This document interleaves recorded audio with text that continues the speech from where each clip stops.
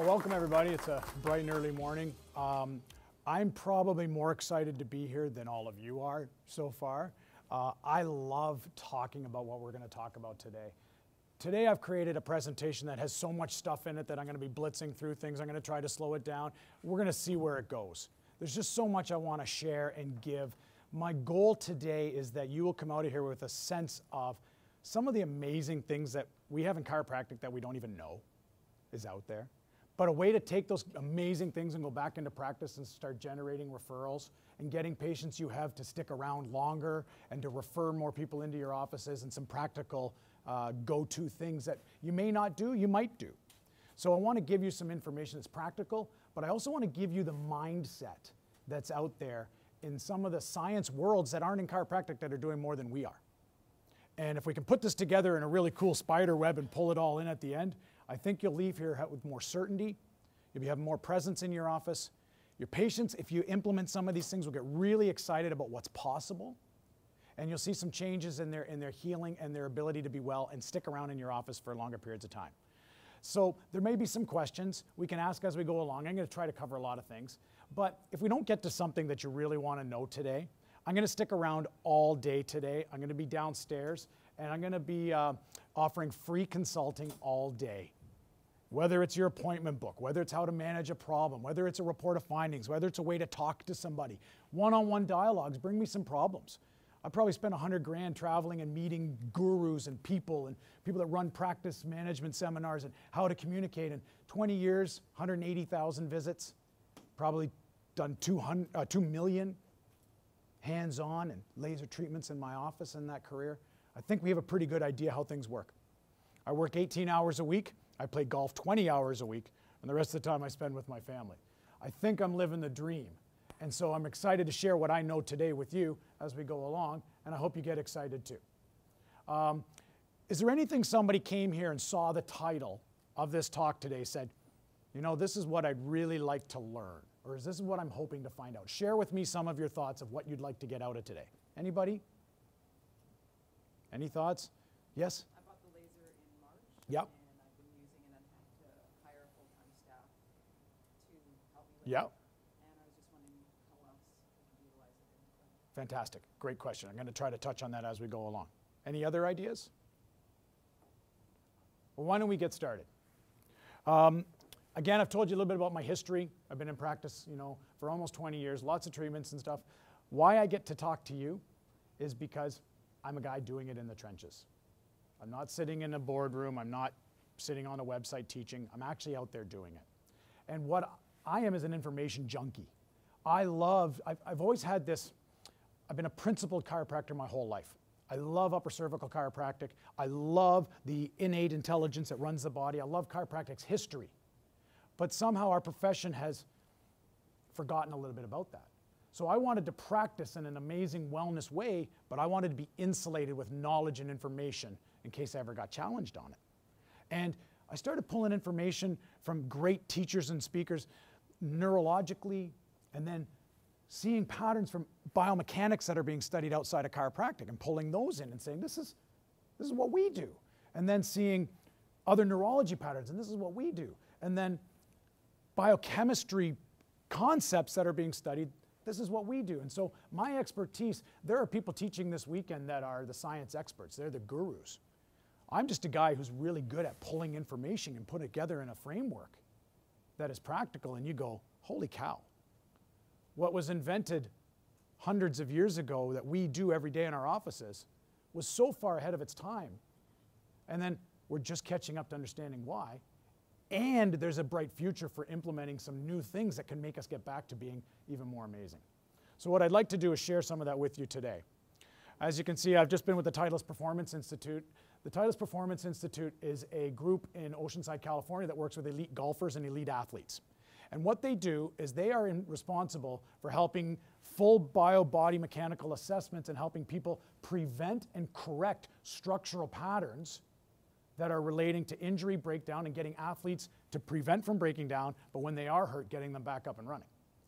That sounds a little bit like athletic chiropractic, doesn't it? Just so happens that Gregg, the founder of it, has been working with Berkeley University and he's partnered up with a guy named Gregg. Now, Gregg, if you're not familiar with Gregg wrote the book Movement. So the selective functional movement assessment. And this selective functional movement assessment, this is testing functionally. And it's like, oh my God, this guy's not a chiropractor. He should be. We need him. And they put this thing together, which is an amazing map for studying. And I'm going to share some of that with you today. So if we look at our patients and the people we're working with, we've come a long way in many ways, but in others not so much. If you look at, this is a typical profile of most people that we're going to see in our offices. Evolution's kind of showing we were once walking upright, but now we sit. And the gentleman on your right working at a computer. Anybody see some problems with that? We see it every day. I would like to teach you how to be a go-to chiropractor. What is a go-to chiropractor? Well, the go-to chiropractor is somebody that your patients walk out of your office and go, you've got to go see my guy. You've got to go see my girl. They are the one you got to see. And, well, what does that mean? You get results. They are happy with your fees. They stay with you, and they're happy with your services. And a referral-based practice, if you never had to generate another patient tomorrow, how easy would that be? And so the go-to person also means they turn to you for problems. Here's a problem about 7 or 8 years ago that used to drive me crazy that I sought an answer for. And raise your hand if you've ever had a patient that was a really great patient and then they disappeared for a while.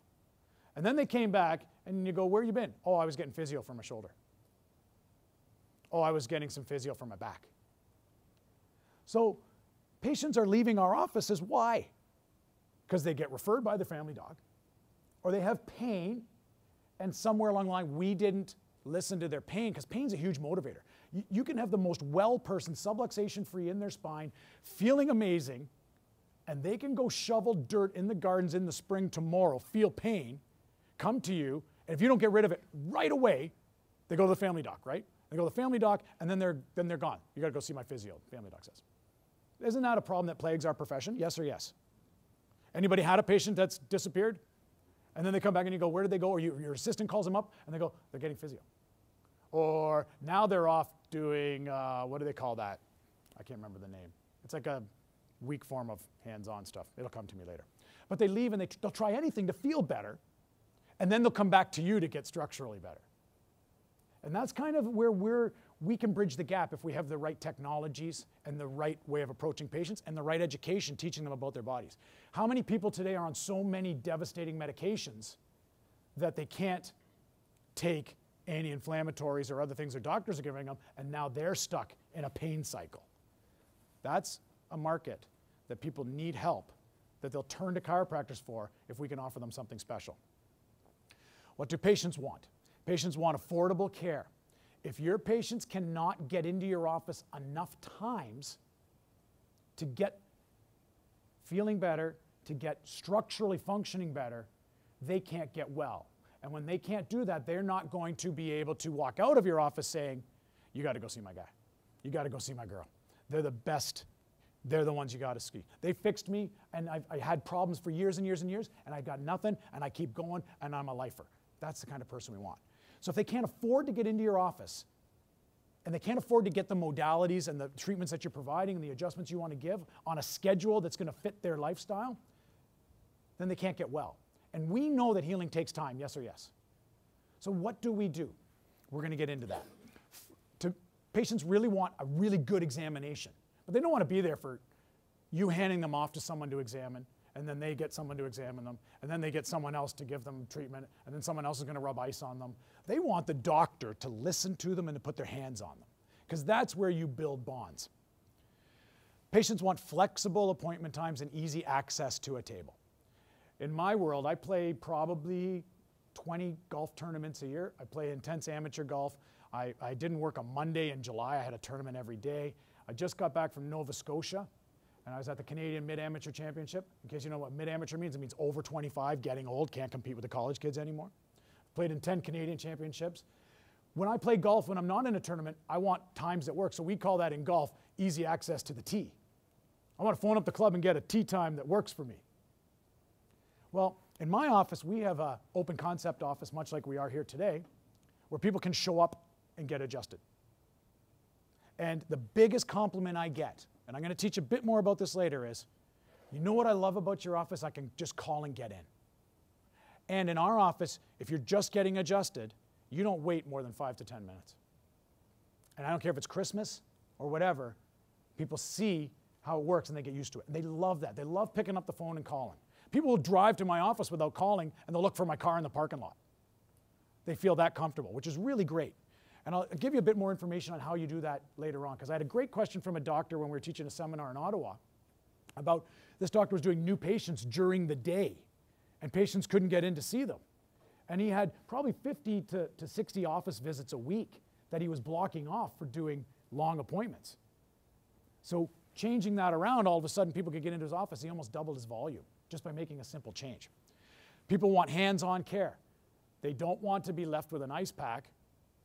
They don't want to have someone who just finished kinesiology rubbing gel and an ultrasound on their shoulder when the doctor wasn't even in there anymore.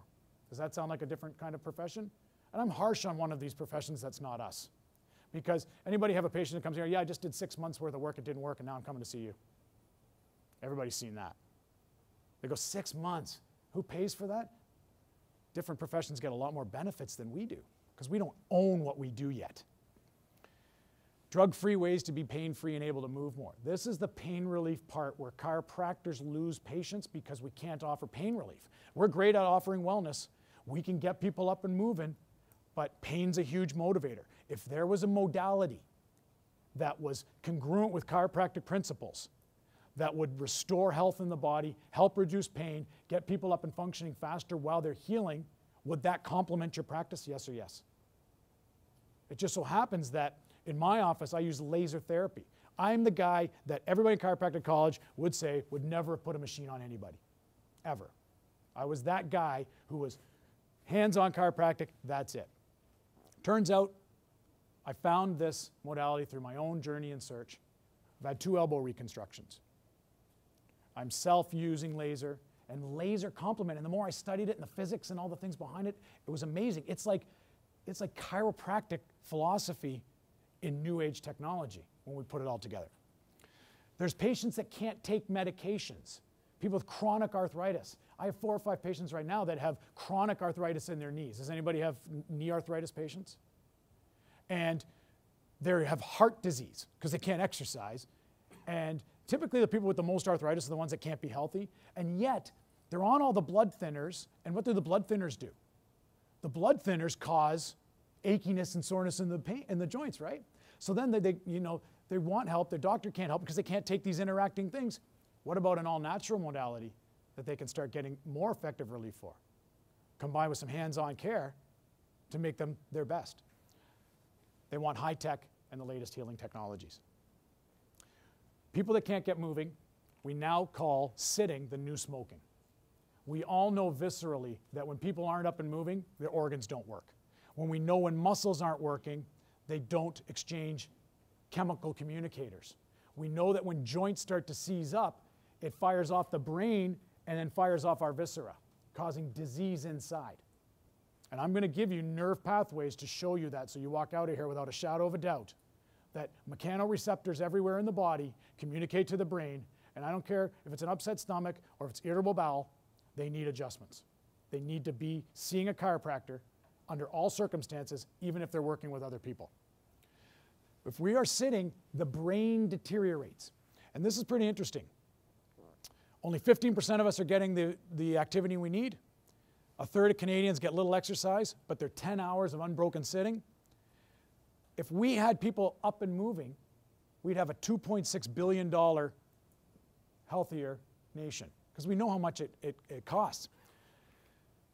Dr. Alan Go, professor at Edinburgh's Hertwatt University, basically studied people moving, not moving, and the deterioration in their brains and their mental capacities. And what they found was that even a little bit of activity, they were much less likely to develop brain disorders, become dementia-oriented, and have the breakdowns that we see as we age. Those who did a bit more exercise were better in terms of their speed of thinking and their general reasoning.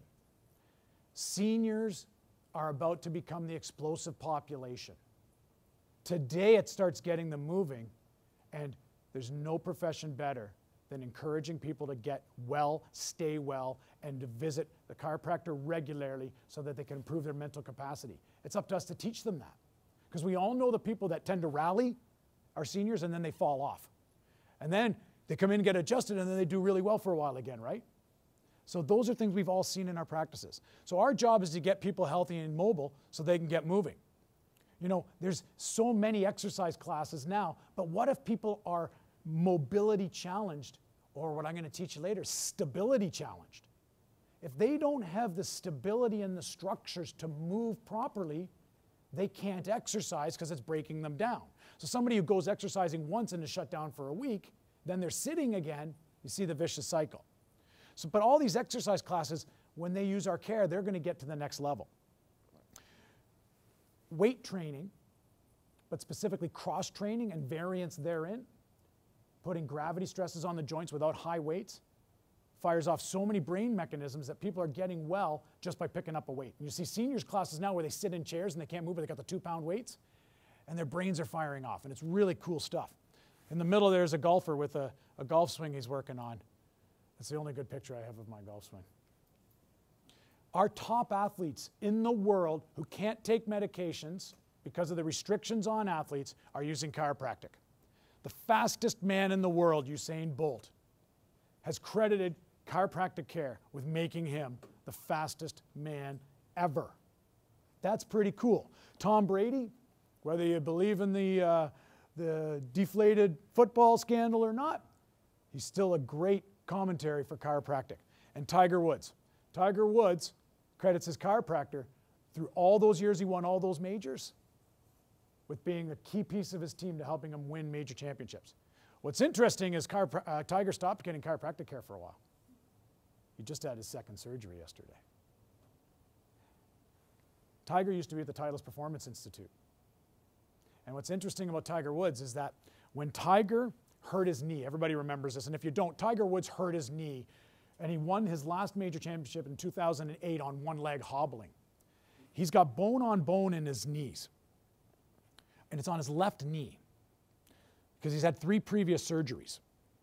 So the deterioration post-surgery continued to happen. So Tiger Woods could not get to his left side without excruciating pain in his knee. So then you heard in all the news about the breakup of all these coaches he had with him. What ended up happening was that Tiger Woods has such forceful swinging that when he comes through onto his leg, it would just start to tear. And had so much pain he couldn't get through. So his team had to make a change to a teacher that taught a method of golf called stack and tilt. You start on the left, you pick the club up, you stay on the left, you finish, and you go through. And it's a way for golfers that can't rotate or get their hips clear to go through the golf ball. What's interesting is, does anybody know who Freddie Couples is? Fred Couples is a golfer who played forever with a beautiful, long, lanky swing, but he would reverse see it. He'd bring it back, and then he'd go in. Problem is that in order for him to get the club back the way he did, for him to return to the ball, he'd have to slam his SI joint and torque his disc to get there every time. And then his back shredded over time because he didn't have the stability, never exercised, never did anything but a beautiful swing. Golfers that work with the Titleist Performance Institute getting their spines assessed and worked on regularly, there are no Titleist golfers on the injury shelf. They get regular chiropractic care from the Titleist Performance Institute. They get injury assessment, prevention, and treatment. Whereas if you look at all the golfers on the shelf, they're all Nike athletes. Jason Day is finally healthy. He's winning tournaments now. Wrist injury for 2 years. Anthony Kim hasn't returned yet, waiting a $10 million disability payout. David Duval lost his health, too much weightlifting, no stability. His career was done. There's so many athletes in the golf world. But what I love about the golf world is it interacts with Major League Baseball. Those are the 2 overhead athletes. And when you study shoulder stability and instability versus spinal stability and instability, what you learn from it is magnificent. And we're going to get into that in a hair. So this is where it all starts. Remember this? The neural column, the first thing that develops in the human body is nerves, right? The spinal column runs the whole show. This is where the intelligence that runs our bodies. If our brain sends a signal from our cerebellum to pick your leg up, you have to have coordinated motor action. It goes down the spinal cord. If the nerve doesn't get there, the leg doesn't pick up. It's that simple. Now what about if you have pain and it blocks function? Does that travel in the nervous system? Absolutely. Say you're Tiger Woods and you're now swinging, and to avoid loading up on this side, you come up and out, and your golf swing goes like this, and you change all your biomechanics, and you do that 1,000 times a month, or 1,000 times a week for 4 or 5 weeks. What happens to your disc? Because your nervous system is protecting you. He thinks he's lifting his head, so his coach tells him to keep his head down. So Tiger Woods bobs down, he shreds his disc, he's on his second surgery. One of our greatest athletes. It all starts here. The nervous system development, plastic or neuroplasticity pain patterns all begin here. What is so important about neuroplasticity? Has anybody heard of neuroplasticity? Neuroplasticity is the concept where our nerves develop and make brain bridges and connect with other neurons and make brain maps. So in a child, this is why they can learn 7 languages by the time they're 9 years old. Because their brain is so plastic, it's constantly firing, they're just absorbing and making brain bridges. This is where athletes train themselves. Has anybody heard about the 10,000 hour principle? That if you ingrain, and musicians that 10,000 hours just to get it right, to be a top-notch musician. Athletes that practice for 10,000 repetitions to get it right so that under the gun, when they're nervous, they go into their pre-shot routine, their body goes in, or if it's a foul shooter doing this, their brains shut off, their athletic talent takes in, the animalistic nervous system runs the show. Well, we learn that. What's important about plasticity, though, is that we now know that pain is plastic. And chronic pain develops in the nervous system by sprouting. And the longer the signal and the more intense the signal, the more brain maps, the pain signal grows. So Norman Deutsch is studying the brain's way of healing. He's working with Alzheimer's patients and stroke victims and Parkinson's patients. But read this in the middle. The brain is plastic. When it's stimulated in an ongoing way, say by a pinched nerve, whoa, wait a minute. That sounds like us a little bit. An old concept, but still more relevant than ever. A pinched nerve, the pain map for the hurt area grows in size and becomes better at processing pain. Chronic pain is plasticity gone wild. Now, if you become taking medications to overtake this mechanism and you take chronic meds, what happens? Well, the brain's growing in size. You're taking pain to cover it up rather than get functionally better. What's the next step? Higher doses. And we run out of higher doses, different medication. And we know scientifically, you'll see it as I go along, that opioids produce chemicals in the body that when they're decreasing inflammation and trying to block pain, they're also creating a byproduct that fires the brain to make them more dependent. I got a patient right now, she started with me, she had a car accident. Her doctor put her on methadone. Now I thought methadone was to come down. So I'm baffled by this. She has such chronic pain. In our office, I adjust her and I laser her and she gets about 24 hours relief. Her nervous system's been firing for 6 months at the worst possible level, and she's trying to detox from methadone. But I thought methadone was the detox drug. You can see this poor young woman's in a vicious cycle. That's what happens when plasticity and pain patterns go wild. So pain inhibition, what is that? That's where pain is blocking the proper function. It's inhibiting our function of our tissues, joints, and biomechanics. So again, someone comes in, let's say they're a golfer, they're going to swing through their golf swing and they come down, their hip is unstable, their core is not there. Typically, guys I play golf with, let's say use my dad. 74 years old, 1 heart attack, 5 stents, eats cereal with sugar at 8 o'clock before bed every night. I waited 10 years before I got the phone call. Hey, James, I don't think I'm going to make it to the office tomorrow. My arm's sore. Dad, what else? Well, I kind of threw up. I'm not feeling good. I'm going to go lie down. And my jaw's sore. I said, don't hang up the phone. I hopped in my car. First time I ever made it across town in 10 minutes. I ran every red light. On my cell phone, I'm calling my buddy who's a paramedic. He happened to be working that night. Everybody met at the house. We picked him up off the floor. He was gray. The best phone call I ever got in my life. Thank God he made that call. But he's the classic example of he's got a big belly on him. He smoked forever until that heart attack. He's negotiating with the nurse. Listen, can I just have 1 smoke a day? Like just 1? I can't quit cold turkey. I'm never going to be able to do it. And she goes, we don't care about you. You almost died. You're probably going to die. We care about the people on the street that if you have 1 puff of smoke, your arteries are going to do this. They're going to release a clot and you're going to crash into them. We care about them. What's the best explanation I've ever seen in my life? He hasn't had smoke since. So here's my dad. Because he can't smoke, now he eats like crazy.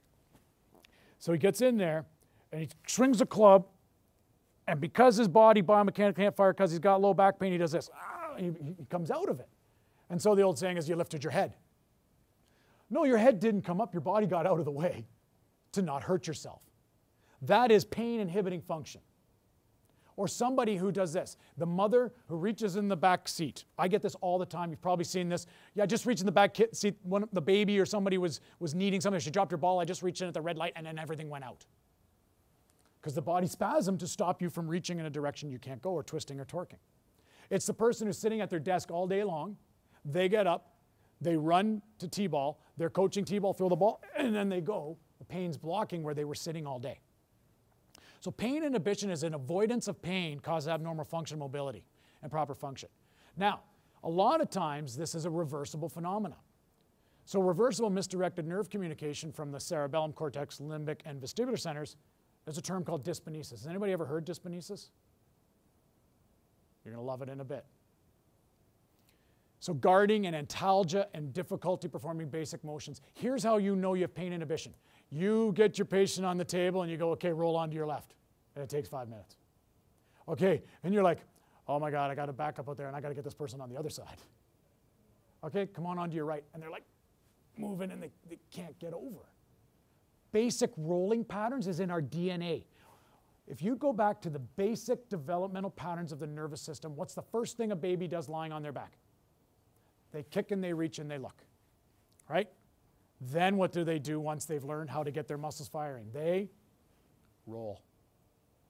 And when a patient can't roll, their basic human instinct for mechanical motion coordinated by the brain and nervous system center for optimal health is not sending the message. And you've all seen patients that are in back pain and we're helping them and they're getting better and they're following your program. And then you see that they're rolling over on the table better, right? Isn't that and they go, oh, hey, I'm getting over a little bit better. And you go, you're right. Your chiropractic care is working. Now's the time we got to stay on our schedule. That's table talk. You know what? We got a few more visits. If we can get you rolling over in the next few visits and then keep that good for 3 more visits, you're going to be in great shape. Table talk, communicating, telling them. Do you know that rolling is the basic human function? It's really important. So what I'm going to do here is I'm going to show you a little video on pain inhibition and how the brain learns pain and nervous system firing from what I'm going to call a subluxation of the spine. Abnormal biomechanics of the spine, whether it creates inflammation or a disc is popping or there's abnormal nerve function, that's what happens with it. So see the nervous system firing into the spinal nerve root, the disc is going to come out. Now we've got nerve root entrapment, classic subluxation or pinch nerve. Now we see the pain firing in, and what's happening is that the pain fibers, the nociceptors, are firing substance P like crazy. This is the cascade of events that happens. So now it sends over to the brain, travels up the lateral cortical spinal tract and up to the brain, and look at all the areas of the brain that fire off from pain. So all of these areas through this mechanism have traveled and started to create pain inhibition, but the brain is now processing this pain. That's where we feel it. So now if we go deep into the brain to study at the microscopic level the nerve endings and what they're doing from a spinal biomechanical problem, you're going to see what 100+ years ago somebody figured out. Nerves start to communicate and they start firing. The patterns are now not intertwined, they're blocking each other. And now they start firing and making these brain bridges. They're creating these maps. They're growing the size, the representation of what they're feeling at the spinal nerve root level. So this is the brain making the pain. So as we go along, you can see now these pathways start to communicate and bridge. Now that's a permanent pattern that needs to be unbroken. Otherwise, you can medicate that, but that pattern will always be there. It's going to need more medication, yes or yes. You have to break that nerve connection to get healing. So the nerves are firing, it's an excited response, it's more pain, it's dysfunction. If that now has a connection in one of the other areas of the brain going down to your organ systems, could you get organ system dysfunction, yes or yes? Depending on the area of the brain where it's connected. So when you unlearn pain, you break these pathways, and that's where healing takes place. Another one here, if we look at the cellular matrix of what happens when injury happens at the site. So when we get injury at the site, if I can get this to work, we all know extracellular matrix. We've got the nerve fibers, fascia. This is where we learn that fascia is actually the tissue that has the most innate intelligence in it because it communicates with the brain and it coordinates all our functions and our actions. Anybody got a patient with tight fascia that you strip out sometimes just so you can get in there and get them adjusted? We see that. So the nerve endings are in there. You've got fibroblasts, which are our healing connective communicator cells that make all the tissues, and the extracellular matrix. The capillaries are bringing nutrients in there, and this is normal function. Now, when we get an injury, the fibroblast can become damaged.